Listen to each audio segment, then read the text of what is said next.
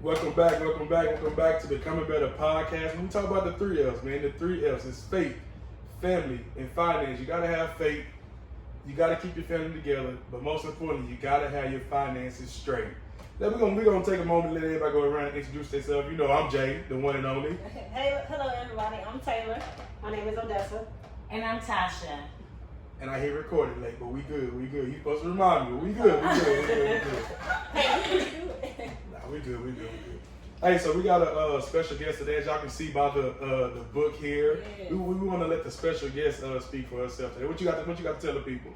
My name is Tasha. I'm 34, and I wrote a book. I'm a first-time author, and Yeah, sneak that in there. Yes. and it took me almost like 3 months to write this book, but really like 6. But when I really started, it took me 3 months. And my book is about basically me being 15 and I got pregnant and I had to start at an early age and I had to make a lot of mistakes before I finally learned from them. So it's a really good book.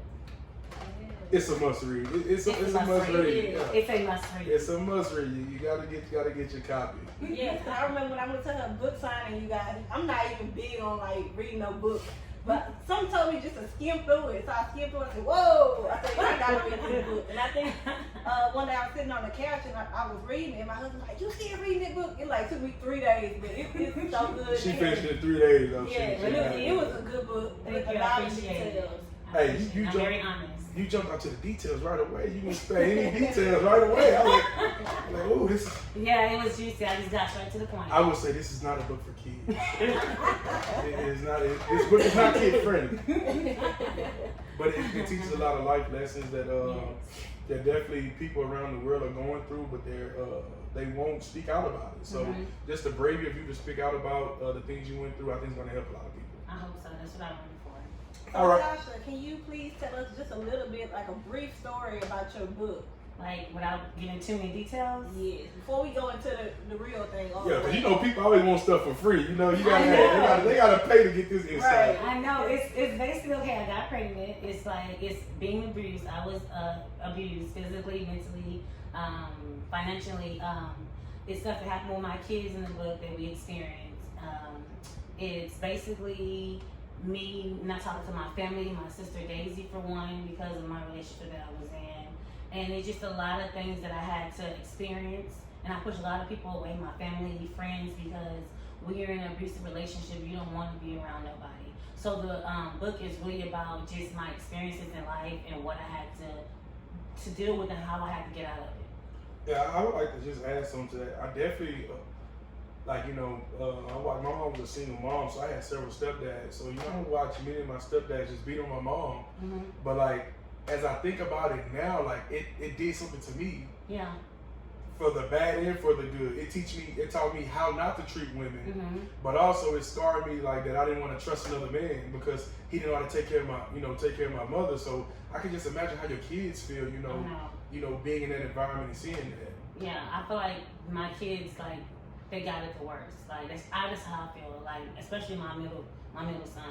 I feel like him, he's acting out in school all the time. Like, he's the one that he used to cry when he see X-Men, fighting me and stuff. And he's the one that listen by the door when he hear me crying. And he's like, "Mama, are you okay?"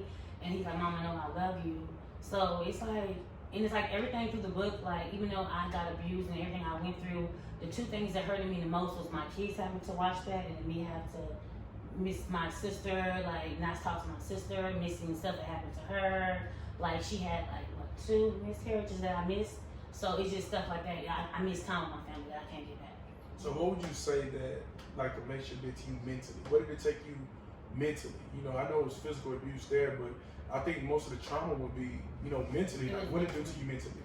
Mentally, I didn't want to live no more. Like, I was living in a house, and I was working 2 jobs. So mentally, like, I used to drink, take pills. Like, I didn't want to live. Like, I used to cry and pray and ask God why He made me this way. I used to tell God to just take me right now. I don't want to live like this no more.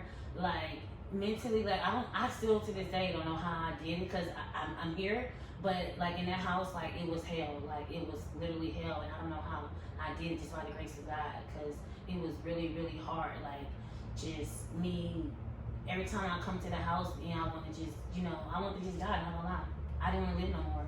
Like the only reason why I feel like I didn't do nothing to myself is because of my kids. I think that even though she's out of the relationship, she still mentally like deals with it, like in her other relationships. So.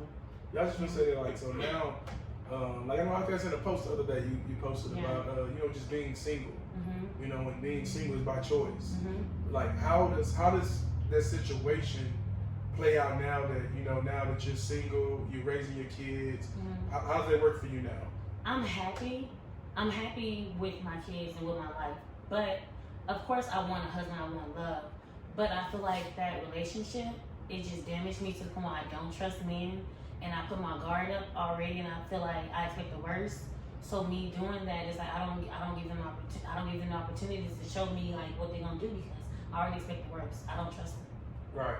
So do you think that's just gonna take time to heal? It takes time. To heal? That's why I'm healing right now. That's why I'm saying it takes time to heal. Like even when I felt like I was ready, I'm not ready, because if I'm still crying behind it, like, and I just was crying like 2 days ago behind it, I'm not healed at all. Like, and that's why I'm taking time to heal until I get in a relationship, because hurt people, and I don't worry about it. Right. So that's what I'm doing right now. That's why I'm single by choice. So when you talking to somebody, like, do instant red flags come up? Yes. All the time. All the time. Like, if they don't call me back, what you doing? You talking to a girl? Like, text me back, like, what you doing? Like, it constant red flags come up, because I've been through it, and it's like, if you've been through it, you don't want to get hurt again the same way, So you try to watch the red flags. Even if the guy isn't doing anything. I don't know what you're doing, because I've been hurt before, because guys tell me one thing that's not what they're doing. So it's really hard. Actually, also what I'm getting from you is more of the trust. Yes, it's trust. It's hard for you to put your trust in just a man in general. Yes. I got you. So I want to ask you, how long did it take you? No, what inspired you to write this book? Because I know there's many people around the world that has the same story, similar situation, but a lot of them were inspired to write about it. What inspired you to write your book? Because I feel like it's a lot of women that needed to hear this, and little girls at 15 who needed to read this book, and to help them. Like if I could help at least one girl or woman, then I did my part with this book.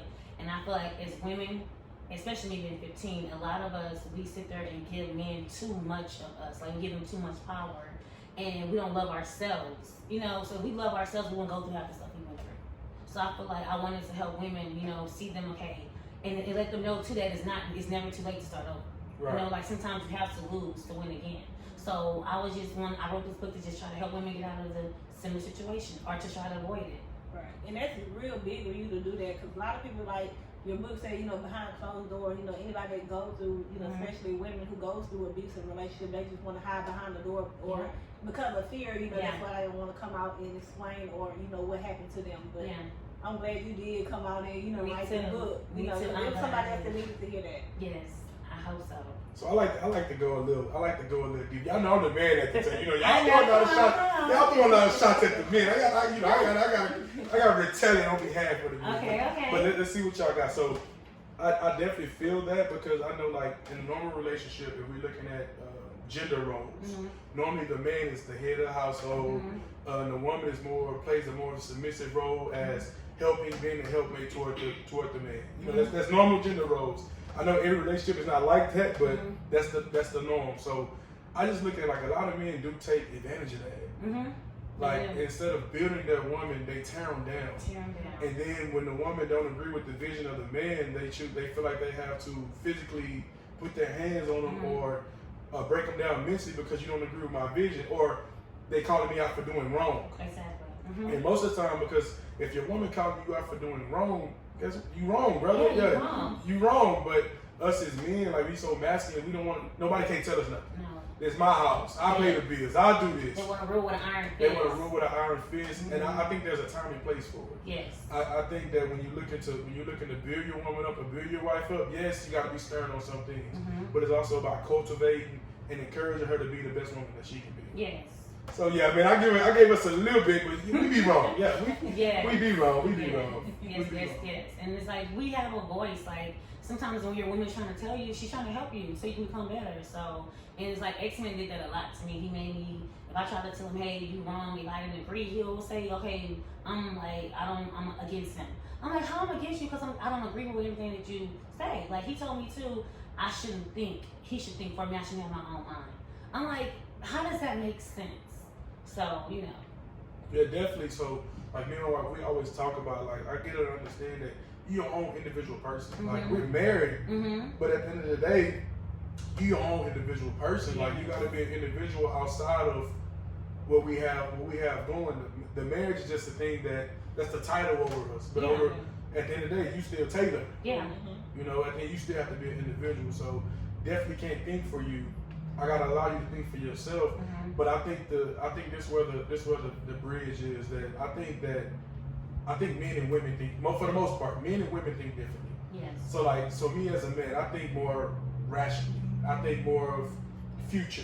Mm-hmm. Where women think more of right now, Yeah. more emotional based. So Mhm. you have to find a nice balance to it. It can't be that, oh, I think so much future that I can't be present with my wife right now. Yeah. But I can't be so present with my wife right now that I don't think about future.